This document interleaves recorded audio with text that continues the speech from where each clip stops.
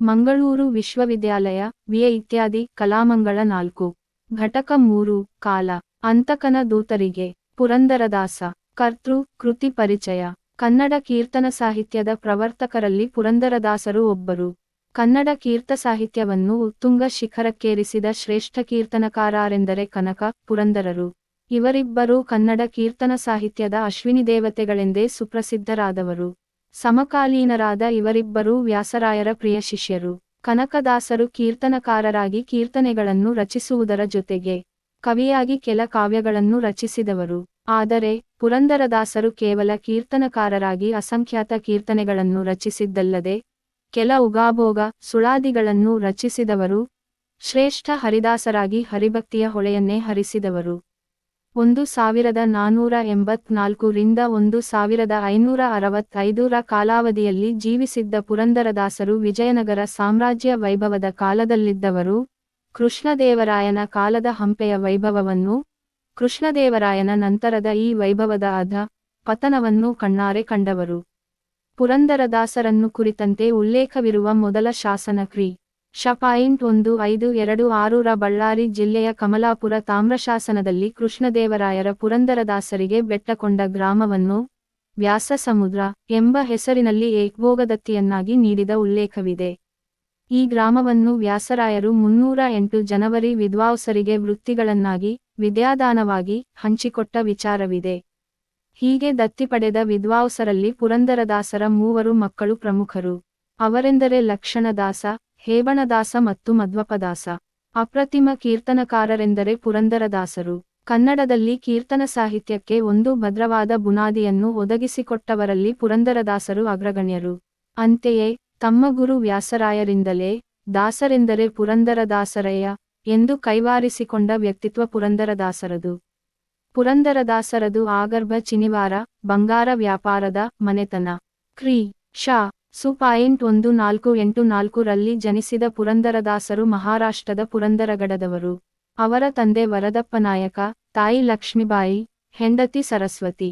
ಲಕ್ಷ್ಮಣದಾಸ, ಹೇಬಣದಾಸ ಮತ್ತು ಮಧ್ವಪದಾಸ ಇವರು ಪುರಂದರದಾಸರ 3 ಮಕ್ಕಳು. ಪುರಂದರದಾಸರ ಪೂರ್ವಾಶ್ರಮದ ಹೆಸರು ಶ್ರೀನಿವಾಸ ನಾಯಕ.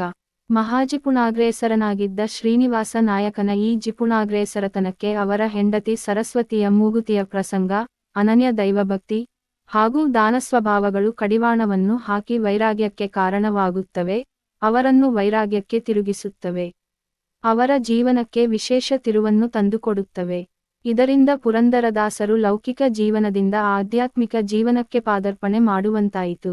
ಚಿನಿವಾರ ವೈಭವವನ್ನು ತ್ಯಾಗ ಮಾಡಿ ಹೆಂಡತಿ ಮಕ್ಕಳೊಂದಿಗೆ ತಮ್ಮ ಹುಟ್ಟೂರಾದ ಮಹಾರಾಷ್ಟ್ರದ ಪುರಂದರಗಡದಿಂದ ಹಂಪೆಗೆ ಬಂದ ಶ್ರೀನಿವಾಸ ನಾಯಕ ಅಲ್ಲಿ ವ್ಯಾಸರಾಯರಿಂದ ಹರಿದೀಕ್ಷೆ ಪಡೆದು ಹರಿದಾಸರಾಗಿ ಪುರಂದರದಾಸ ರಾದರು. ವ್ಯಾಸರಾಯರ ಪರಮಶಿಷ್ಯರಲ್ಲಿ ಒಬ್ಬರಾದರು. ಹರಿದಾಸರಾದ ಮೇಲೆ ಆಧ್ಯಾತ್ಮ ಸಾಧನೆ ಹಾಗೂ ಸಮಾಜಬೋಧನೆಯನ್ನು ಮುಂದುವರಿಸಿದ ಪುರಂದರದಾಸರು ಪುರಂದರ ವಿಠ್ಠಲ ಅಂಕಿತದಲ್ಲಿ ಅಸಂಖ್ಯಾತ ಕೀರ್ತನೆಗಳನ್ನು ರಚಿಸಿದರು. ಅವರು 4,75,000 ಕೀರ್ತನೆಗಳನ್ನು ರಚಿಸಿದ್ದಾರೆಂದು ವಿಜಯದಾಸರ ಹೇಳಿಕೆ. ಅದೇನೇ ಇರಲಿ, ಈಗ ಉಪಲಬ್ಧವಿರುವ ಅವರ ಕೀರ್ತನೆಗಳು ಅಧಿಕ ಸಂಖ್ಯೆಯಲ್ಲಿರುವುದಂತೂ ನಿಜ. ಪುರಂದರದಾಸರು ಕೀರ್ತನೆಗಳನ್ನಲ್ಲದೆ ಉಗಾಭೋಗ ಸುಳಾದಿಗಳನ್ನೂ ರಚಿಸಿದ್ದಾರೆ. ಅವರ ಈ ರಚನೆಗಳು ಸಹಿತ ತುಂಬಾ ಪ್ರಸಿದ್ಧವಾಗಿವೆ.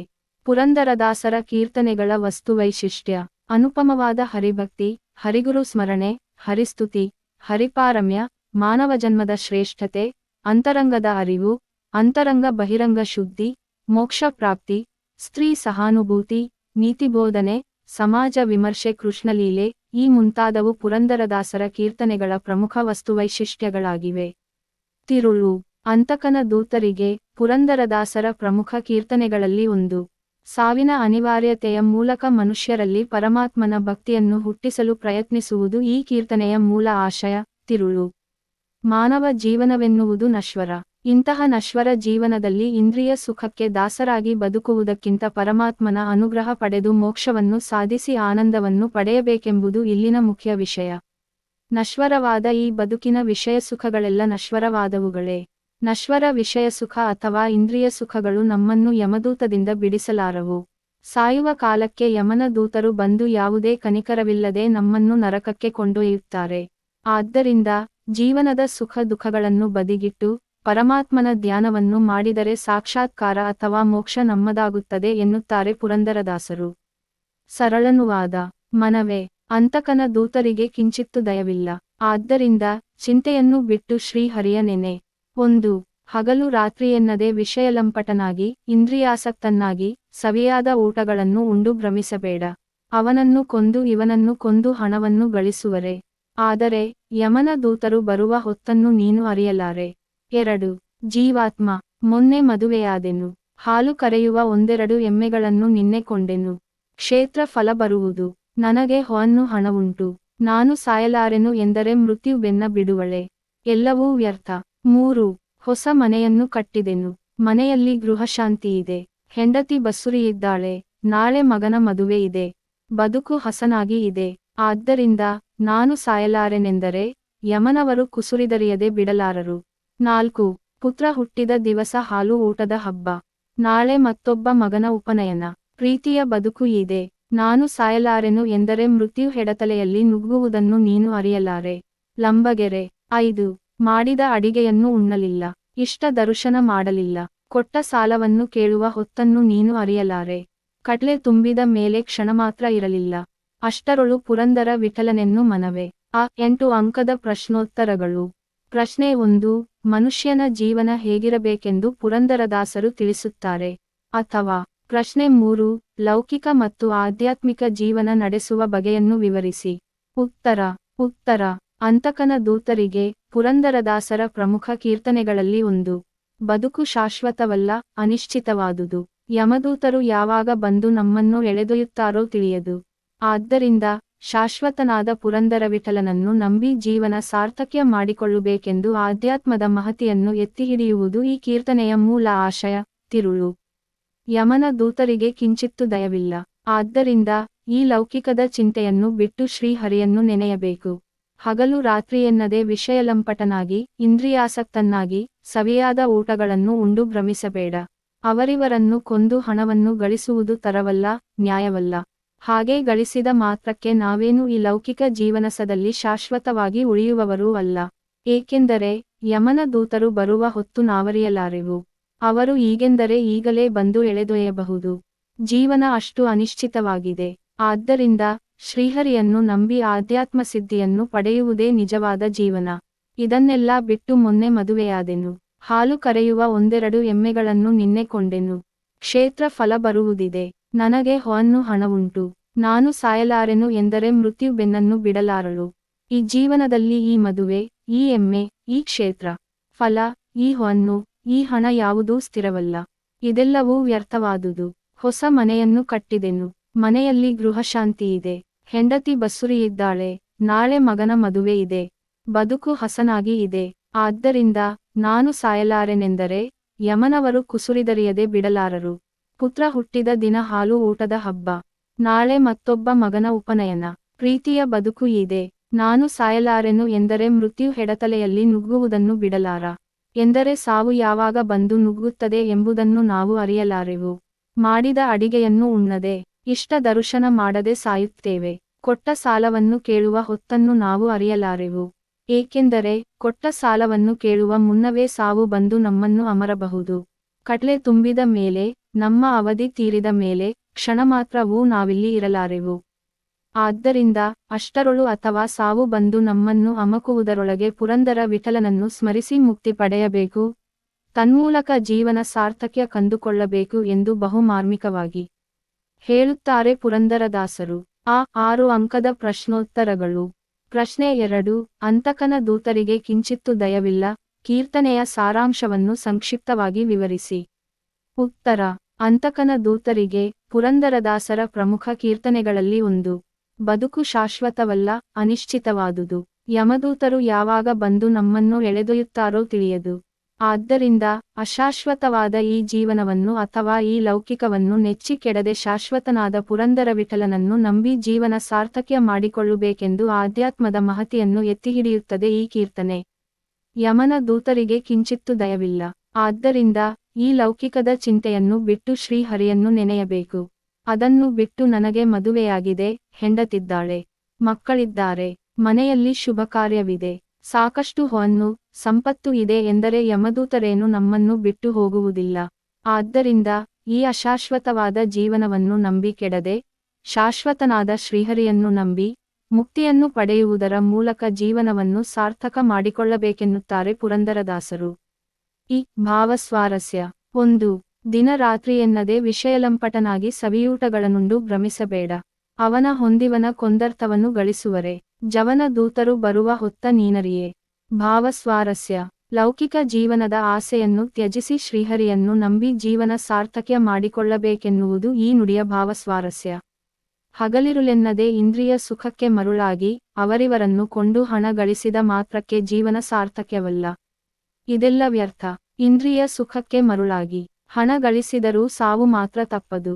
ಆದ್ದರಿಂದ ಶ್ರೀಹರಿಯನ್ನು ನಂಬಿ ಮುಕ್ತಿ ಪಡೆಯಬೇಕೆನ್ನುತ್ತದೆ ಈ ನುಡಿ. 2. ಅಟ್ಟಡಿಗೆಯುಣಲಿಲ್ಲ ಇಷ್ಟ ದರುಶನವಿಲ್ಲ. ಕೊಟ್ಟ ಸಾಲವ ಕೇಳ ಹೊತ್ತನರಿಯೇ. ಕಟ್ಲೆ ತುಂಬಿದ ಮೇಲೆ ಕ್ಷಣ ಮಾತ್ರ ಇರಲಿಲ್ಲ. ಅಷ್ಟರೊಳು ಪುರಂದರ ವಿಠಲನೆನು ಮನವೇ. ಭಾವಸ್ವಾರಸ್ಯ ಲೌಕಿಕದ ನಶ್ವರತೆ ಹಾಗೂ ಆಧ್ಯಾತ್ಮದ ಮಹತಿಯನ್ನು ಸಾರುವುದು ಈ ನುಡಿಯ ಭಾವಸ್ವಾರಸ್ಯ. ಈ ಲೌಕಿಕ ಜೀವನ ನಶ್ವರವಾದುದು. ಇಂಥ ಲೌಕಿಕ ಜೀವನದಲ್ಲಿ ನಾವು ಮಾಡಿದ ಅಡಿಗೆಯನ್ನು ಉಣ್ಣದೆ ಇಷ್ಟವಾದುದನ್ನು ಪಡೆಯದೆ ವ್ಯರ್ಥ ಸತ್ತು ಹೋಗುತ್ತೇವೆ. ತುಂಬಿ ಬಂದ ಮೇಲೆ ಒಂದು ಕ್ಷಣ ಮಾತ್ರವೂ ನಾವು ನಿಲ್ಲುವುದಿಲ್ಲ. ಅಷ್ಟರಲ್ಲಿ ಪುರಂದರ ವಿಠಲನನ್ನು ನಂಬಿ ಜೀವನ ಸಾರ್ಥಕ್ಯ ಕಂಡುಕೊಳ್ಳಬೇಕೆನ್ನುತ್ತದೆ ಈ ನುಡಿ. ಈ ಸಂದರ್ಭ ವಿವರಿಸಿ. 1. ದಿವರಾತ್ರಿ ಎನ್ನದೆ ವಿಷಯ ಲಂಪಟನಾಗಿ ಸವಿಯೂಟಗಳನ್ನುಂಡು ಭ್ರಮಿಸಬೇಡ. ಸಂದರ್ಭ ಪ್ರಸ್ತುತ ವಾಕ್ಯವನ್ನು ಪುರಂದರದಾಸರ ಅಂತಕನ ದೂತರಿಗೆ ಕೀರ್ತನೆಯಿಂದ ಆಯ್ದುಕೊಳ್ಳಲಾಗಿದೆ. ಲೌಕಿಕ ಜೀವನದ ನಶ್ವರತೆಯನ್ನು ವಿವರಿಸುವ ಸಂದರ್ಭದಲ್ಲಿ ಪುರಂದರದಾಸರು ಈ ಮಾತನ್ನು ಹೇಳುತ್ತಾರೆ. ಸ್ಪಷ್ಟೀಕರಣ ಈ ಲೌಕಿಕ ಜೀವನ ಕ್ಷಣಿಕವಾದದ್ದು. ಆದ್ದರಿಂದ ಅದರ ಇಂದ್ರಿಯ ಸುಖಗಳು ಸಹಿತ ಕ್ಷಣಿಕವಾದವು. ಈ ಕ್ಷಣಿಕ ಇಂದ್ರಿಯ ಸುಖಗಳಿಗೆ ಭ್ರಮಿಸಿ ಕಡದೆ ಅವರುಗಳನ್ನು ಕೊಂದು ಹಣ ಗಳಿಸಿ ಸಾಯದೆ ಶಾಶ್ವತನಾದ ಶ್ರೀಹರಿಯನ್ನು ನಂಬಿ ಜೀವನ ಸಾರ್ಥಕ್ಯವನ್ನು ಕಂಡುಕೊಳ್ಳಬೇಕು ಎಂಬುದನ್ನು ಪ್ರತಿಪಾದಿಸುತ್ತ ಪುರಂದರಾಜು ಈ ಮೇಲಿನಂತೆ ಹೇಳುತ್ತಾರೆ. 2. ಹೊನ್ನು ಹಣವುಂಟೆನಗೆ ಸಾಯಲಾರೆನು. ಸಂದರ್ಭ ಪ್ರಸ್ತುತ ವಾಕ್ಯವನ್ನು ಪುರಂದರದಾಸರ ಅಂತಕನ ದೂತರಿಗೆ ಕೀರ್ತನೆಯಿಂದ ಆಯ್ದುಕೊಳ್ಳಲಾಗಿದೆ. ಹಣ ಗಳಿಸಿದ ಮಾತ್ರಕ್ಕೆ ಸಾವು ತಪ್ಪದು ಎಂಬುದನ್ನು ವಿವರಿಸುವ ಸಂದರ್ಭದಲ್ಲಿ ಪುರಂದರದಾಸರು ಈ ಮಾತನ್ನು ಹೇಳುತ್ತಾರೆ. ಸ್ಪಷ್ಟೀಕರಣ ಹಣ, ಅಂತಸ್ರು, ಹೆಂಡತಿ, ಮಕ್ಕಳು, ಕರೆವ ಎಮ್ಮೆ ಈ ಯಾವುವೂ ನಮ್ಮನ್ನು ಯಮನ ದೂತರಿಂದ ಕಾಯಲಾರವು. ಇವು ಕೇವಲ ಲೌಕಿಕದ ಅಭ್ಯುದಯಗಳೇ ಹೊರತು ಆಧ್ಯಾತ್ಮದ ಅಭ್ಯುದಯಗಳಲ್ಲ. ಮೊನ್ನೆ ಮದುವೆಯಾದೆನು. ಹಾಲು ಕರೆಯುವ ಒಂದೆರಡು ಎಮ್ಮೆಗಳನ್ನು ನಿನ್ನೆ ಕೊಂಡೆನು. ಕ್ಷೇತ್ರ ಫಲ ಬರುವುದಿದೆ. ನನಗೆ ಹೊನ್ನು ಹಣವುಂಟು. ನಾನು ಸಾಯಲಾರೆನು ಎಂದರೆ ಮೃತ್ಯು ಬೆನ್ನು ಬಿಡದಿರದು. ಇವೆಲ್ಲಾ ವ್ಯರ್ಥ ಎಂದು ವಿವರಿಸುತ್ತಾ ಪುರಂದರದಾಸರು ಈ ಮೇಲಿನಂತೆ ಹೇಳುತ್ತಾರೆ. 3. ಮೃತ್ಯು ಹೆಡತಲೆಯಲ್ಲಿ ನಗುತ್ತಿರ್ಪುದರಿಯೇ. ಸಂದರ್ಭ ಪ್ರಸ್ತುತ ವಾಕ್ಯವನ್ನು ಪುರಂದರದಾಸರ ಅಂತಕನ ದೂತರಿಗೆ ಕೀರ್ತನೆಯಿಂದ ಆಯ್ದುಕೊಳ್ಳಲಾಗಿದೆ.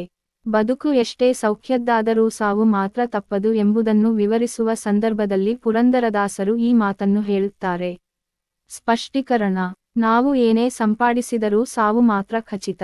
ಯಾವ ಸಾಪತ್ತು, ಯಾವ ಹೆಂಡತಿ ಮಕ್ಕಳು ನಮ್ಮನ್ನು ಸಾವಿನಿಂದ ತಪ್ಪಿಸಲಾರರು. ಪುತ್ರ ಹುಟ್ಟಿದ ದಿವಸ ಹಾಲು ಊಟದ ಹಬ್ಬ. ನಾಳೆ ಮತ್ತೊಬ್ಬ ಮಗನ ಉಪನಯನ. ಪ್ರೀತಿಯ ಬದುಕು ಇದೆ. ನಾನು ಸಾಯಲಾರೆನು ಎಂದರೆ ಮೃತ್ಯು ನಮಗರಿಯಾದಂತೆ ಹೆಡತಲೆಯಲ್ಲಿ ಬಂದು ನುಗ್ಗಿ ಬಿಡುತ್ತದೆ. ಪುರಂದರದಾಸರು ಇದನ್ನು ವಿವರಿಸುತ್ತಾ ಈ ಮೇಲಿನಂತೆ ಹೇಳುತ್ತಾರೆ. 4. ಕಟ್ಲೆ ತುಂಬಿದ ಮೇಲೆ ಕ್ಷಣ ಮಾತ್ರ ಇರಲಿಲ್ಲ. ಸಂದರ್ಭ ಪ್ರಸ್ತುತ ವಾಕ್ಯವನ್ನು ಪುರಂದರದಾಸರ ಅಂತಕನ ದೂತರಿಗೆ ಕೀರ್ತನೆಯಿಂದ ಆಯ್ದುಕೊಳ್ಳಲಾಗಿದೆ. ಆಯುಷ್ಯ ತುಂಬಿ ಬಂದ ಮೇಲೆ ಯಾರೂ ತಡೆಯಲಾರರು ಎಂಬುದನ್ನು ವಿವರಿಸುವ ಸಂದರ್ಭದಲ್ಲಿ ಪುರಂದರದಾಸರು ಈ ಮಾತನ್ನು ಹೇಳುತ್ತಾರೆ. ಸ್ಪಷ್ಟೀಕರಣ ಹುಟ್ಟಿದ ಮೇಲೆ ಸಾವು ಖಚಿತ. ಹೀಗಾಗಿ ಈ ಜೀವನ ಎನ್ನುವುದೇ ಅನಿಶ್ಚಿತ. ಮಾಡಿದ ಅಡಿಗೆಯನ್ನು ಉಣ್ಣುತ್ತೇವೆ, ಇಷ್ಟ ದರುಶನ ಮಾಡುತ್ತೇವೆ, ಕೊಟ್ಟ ಸಾಲವನ್ನು ಕೇಳುತ್ತೇವೆ ಎನ್ನುವುದೂ ಕೂಡ ನಿಶ್ಚಿತವಲ್ಲ. ಇವೆಲ್ಲವನ್ನು ಪೂರೈಸುವುದಕ್ಕಿಂತ ಮುನ್ನವೇ ಸಾವು ನಮ್ಮನ್ನು ಕೊಂಡೊಯ್ಯಬಲ್ಲುದು.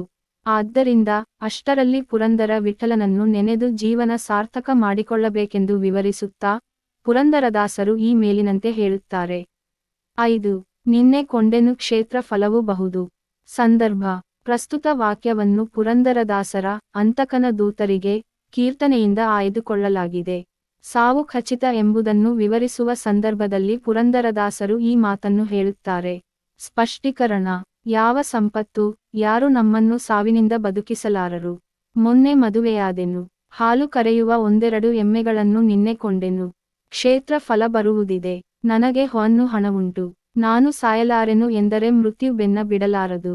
ಪುರಂದರದಾಸರು ಇದನ್ನು ವಿವರಿಸುತ್ತಾ ಈ ಮೇಲಿನಂತೆ ಹೇಳುತ್ತಾರೆ. 6. ಅವನ ಕೊಂದಿವನ ಕೊಂದರ್ಥವನ್ನು ಗಳಿಸುವರೆ. ಸಂದರ್ಭ. ಪ್ರಸ್ತುತ ವಾಕ್ಯವನ್ನು ಪುರಂದರದಾಸರ ಅಂತಕನ ದೂತರಿಗೆ ಕೀರ್ತನೆಯಿಂದ ಆಯ್ದುಕೊಳ್ಳಲಾಗಿದೆ. ಕೊಂದು ಗಳಿಸಿದ ಹಣ ಕಾಯಲಾರದು ಎಂಬುದನ್ನು ವಿವರಿಸುವ ಸಂದರ್ಭದಲ್ಲಿ ಪುರಂದರದಾಸರು ಈ ಮಾತನ್ನು ಹೇಳುತ್ತಾರೆ. ಸ್ಪಷ್ಟೀಕರಣ. ಲೌಕಿಕ ಜೀವನದ ಆಸೆಯನ್ನು ತ್ಯಜಿಸಿ ಶ್ರೀಹರಿಯನ್ನು ನಂಬಿ ಜೀವನ ಸಾರ್ಥಕ್ಯ ಮಾಡಿಕೊಳ್ಳಬೇಕಾದದ್ದು ಅತ್ಯವಶ್ಯ. ಹಗಲಿರುಳೆನ್ನದೆ ಇಂದ್ರಿಯ ಸುಖಕ್ಕೆ ಮರುಳಾಗಿ ಅವರಿವರನ್ನು ಕೊಂಡು ಹಣ ಗಳಿಸಿದ ಮಾತ್ರಕ್ಕೆ ಜೀವನ ಸಾರ್ಥಕ್ಯವಲ್ಲ. ಇದೆಲ್ಲ ವ್ಯರ್ಥ. ಇಂದ್ರಿಯ ಸುಖಕ್ಕೆ ಮರುಳಾಗಿ ಹಣ ಗಳಿಸಿದರೂ ಸಾವು ಮಾತ್ರ ತಪ್ಪದು. ಆದ್ದರಿಂದ ಶ್ರೀಹರಿಯನ್ನು ನಂಬಿ ಮುಕ್ತಿ ಪಡೆಯಬೇಕೆಂದು ವಿವರಿಸುತ್ತಾ ಪುರಂದರದಾಸರು ಈ ಮೇಲಿನಂತೆ ಹೇಳುತ್ತಾರೆ. 7. ಅಷ್ಟರೊಳು ಪುರಂದರ ವಿಠಲನೆನು ಮನವೇ. ಸಂದರ್ಭ. ಪ್ರಸ್ತುತ ವಾಕ್ಯವನ್ನು ಪುರಂದರದಾಸರ ಅಂತಕನ ದೂತರಿಗೆ ಕೀರ್ತನೆಯಿಂದ ಆಯ್ದುಕೊಳ್ಳಲಾಗಿದೆ. ಆಯುಷ್ಯ ತುಂಬಿ ಬಂದ ಮೇಲೆ ಯಾರೂ ತಡೆಯಲಾರರು ಎಂಬುದನ್ನು ವಿವರಿಸುವ ಸಂದರ್ಭದಲ್ಲಿ ಪುರಂದರದಾಸರು ಈ ಮಾತನ್ನು ಹೇಳುತ್ತಾರೆ. ಸ್ಪಷ್ಟೀಕರಣ. ಹುಟ್ಟಿದ ಮೇಲೆ ಸಾವು ಖಚಿತ. ಹೀಗಾಗಿ ಈ ಜೀವನ ಎನ್ನುವುದೇ ಅನಿಶ್ಚಿತ. ಮಾಡಿದ ಅಡಿಗೆಯನ್ನು ಉಣ್ಣುತ್ತೇವೆ, ಇಷ್ಟ ದರ್ಶನ ಮಾಡುತ್ತೇವೆ, ಕೊಟ್ಟ ಸಾಲವನ್ನು ಕೇಳುತ್ತೇವೆ ಎನ್ನುವುದೂ ಕೂಡ ನಿಶ್ಚಿತವಲ್ಲ. ಇವೆಲ್ಲವನ್ನು ಪೂರೈಸುವುದಕ್ಕಿಂತ ಮುನ್ನವೇ ಸಾವು ನಮ್ಮನ್ನು ಕೊಂಡೊಯ್ಯಬಲ್ಲುದು. ಆದ್ದರಿಂದ ಅಷ್ಟರಲ್ಲಿ ಪುರಂದರ ವಿಠಲನನ್ನು ನೆನೆದು ಜೀವನ ಸಾರ್ಥಕ ಮಾಡಿಕೊಳ್ಳಬೇಕೆಂದು ವಿವರಿಸುತ್ತಾ ಪುರಂದರದಾಸರು ಈ ಮೇಲಿನಂತೆ ಹೇಳುತ್ತಾರೆ. ಟಿಪ್ಪಣಿ ಬರೆಯಿರಿ. 1. ಅಂತಕನ ದೂತರಿಗೆ 6 ಅಂಕದ ಪ್ರಶ್ನೋತ್ತರ ಭಾಗ ನೋಡಿ. ಒಂದು ವಾಕ್ಯದಲ್ಲಿ ಉತ್ತರಿಸಿ. ಪ್ರಶ್ನೆ 1. ಅಂತಕನ ದೂತರಿಗೆ ಕೀರ್ತನೆಯ ಕರ್ತೃ ಯಾರು? ಉತ್ತರ: ಪುರಂದರದಾಸರು. ಪ್ರಶ್ನೆ 2. ಅಂತಕನ ದೂತರಿಗೆ ಕೀರ್ತನೆಯ ತಿರುಳೇನು? ಉತ್ತರ: ವ್ಯರ್ಥ ಲೌಕಿಕವನ್ನು ತ್ಯಜಿಸಿ ಆಧ್ಯಾತ್ಮ ಸಿದ್ಧಿ ಸಾಧಿಸಬೇಕೆಂದು ಪ್ರತಿಪಾದಿಸುವುದು. ಪ್ರಶ್ನೆ 3. ಅಂತಕನ ದೂತರೆಂದರೆ ಯಾರು? ಉತ್ತರ: ಯಮನ ಸೇವಕರು. ಪ್ರಶ್ನೆ 4. ಕಿಂಚಿತ್ತು ದಯವಿಲ್ಲದವರಾರು? ಉತ್ತರ: ಅಂತಕನ ದೂತರು. ಪ್ರಶ್ನೆ 5. ಮನಚಿಂತೆಯನ್ನು ಬಿಟ್ಟು ಯಾರನ್ನು ನೆನೆಯಬೇಕು? ಉತ್ತರ: ಶ್ರೀಹರಿಯನ್ನು ನೆನೆಯಬೇಕು. ಪ್ರಶ್ನೆ 6. ಸಾಯಲಾರೆನೆಂದರೆ ಬೆನ್ನು ಬಿಡದವಳಾರು? ಉತ್ತರ: ಮೃತ್ಯು. ಪ್ರಶ್ನೆ 7. ಭ್ರಮಿಸಬಾರದ ಬದುಕು ಯಾವುದು? ಉತ್ತರ: ಲೌಕಿಕ ಬದುಕು. ಪ್ರಶ್ನೆ 8. ಸಾಯಲಾರೆನೆಂದರೆ ಯಮನರು ಬಿಡುವರೆ? ಉತ್ತರ: ಬಿಡಲಾರರು. ಪ್ರಶ್ನೆ 9. ಹೆಡತಲೆಯಲ್ಲಿ ನುಗ್ಗುವುದೇನು? ಉತ್ತರ: ಮೃತ್ಯು. ಪ್ರಶ್ನೆ 10.